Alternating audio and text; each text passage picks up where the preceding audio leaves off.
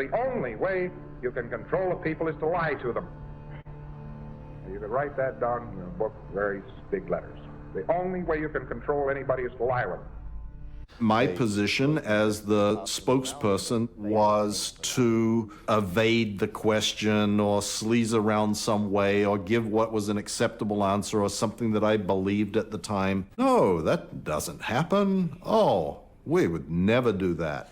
Because Scientology is perceived and conceived by Scientologists as being the salvation for mankind. You can have people that lie with a very straight face if they believe that what they are doing is protecting the Church of Scientology. L. Ron Hubbard says, we do not find critics of Scientology who do not have criminal pasts. Do you believe that? Sure. People who oppose you are undoubtedly criminals? I believe that, yeah. You know, there isn't and hasn't been any effort which has been taken to, quote, silence critics. Hey, Mike, I have a question for you. Yeah. When you did those events, Yeah. and you came out on stage, Please welcome Mr. Mike Render.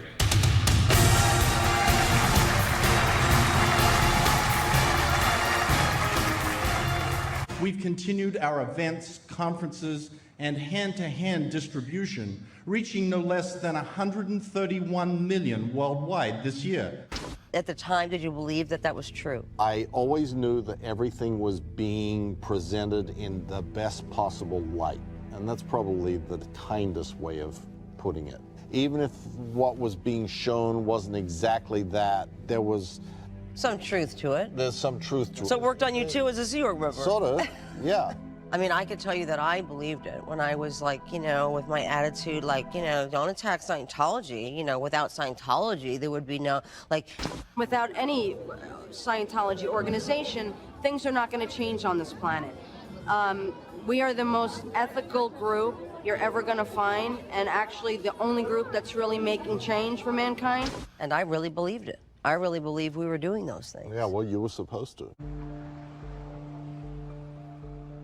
So, Pony, you had the job at some point of getting people to come back who had strayed or left the church or whatever? Yes, yes. Tell us about that. Why had they gone? The majority of the people that left were saying that it was not what they expected. Right. I mean, that's what everybody said. I would call them and I would try to get them to come in, but they were like, no, because they told me they were going to do this and they didn't do that. And they say they help with this and you don't help with that. And, you know, and I was like, well, I'm not the one, but, you know, we will come and we'll help you. You know, this is before I knew exactly that they weren't going to get the help, you know, Right. and I'm telling them, I'm like, yes, you can. And they were like, no, you don't know this and la, la, la. So I'm Right, like, they were schooling you. Like, yeah, you're they're like obviously telling new there. me. Right, right. They're telling me, like, no, you're not. And I'm like, yes, you are.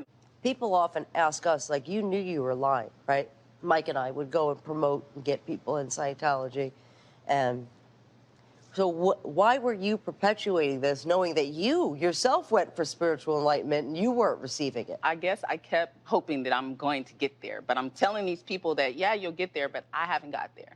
I started telling people, like, on the low, I was like, okay, I'm not agreeing with everything that Scientology says, okay? But if you come in, you know, I started giving them that because I was really seeing that it wasn't what they wanted. It wasn't what I wanted. All Scientologists are full of shit. You know, they lie. Oh, I'm doing great, you gotta get on 7, you know? And they're fucking, I got a fucking migraine right now, and I've never felt so shitty. You know, that's the fucking life. There's nothing part of the way for me. It's just... lying, and that's what Scientologists Are taught to believe do. and what they think is the right thing to do.